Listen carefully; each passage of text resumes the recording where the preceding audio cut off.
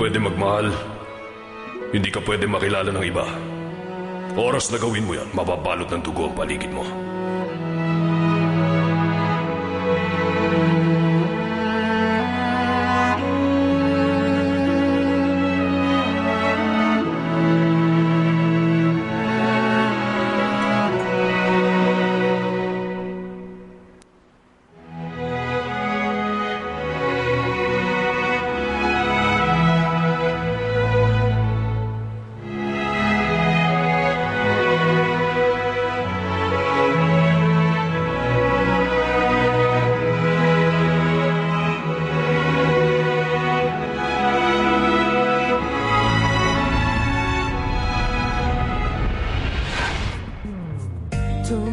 Ikaw yung bullet driver?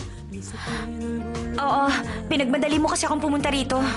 Sa Ecstasy Hotel, dun sa Dusan Intersection. 2 minuto na lang ang hotel, sir. Baka gusto niyo doon nyo na lang ituloy yan. Bakit ba? Huwag ka nga nakikialam. Alam niyo marami pang paraan dyan para kumita ako ng pera. At hindi ako magsasakripisyo mabastos para sa konting barya. Kayo na lang ang mag-drive. At ako, sibat na ako. Gawin niyo na po yung procedure sa kanya. Babayaran ko kayo. Naubusan lang ako ngayon. Sumusuko na kami. Sumuko ka na rin. Gawin yung gusto niya, Doc. Binayaran ko na ang lahat ng expenses. Sandali lang. Bakit mo ako tinulungan? Hindi kita tinulungan.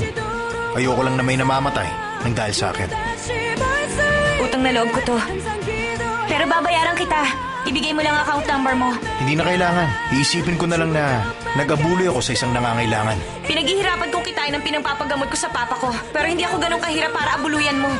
Pero marunong naman ako magpasalamat sa nakakatulong. Salamat, ha? Professor Lee! Nandito na pala kayo. Professor? Yung manyakis na yan? Miss 100? Ikaw nga! Isa ka pa ng bodyguard dito? Kaya naman pala mabilis ang kamay mo eh.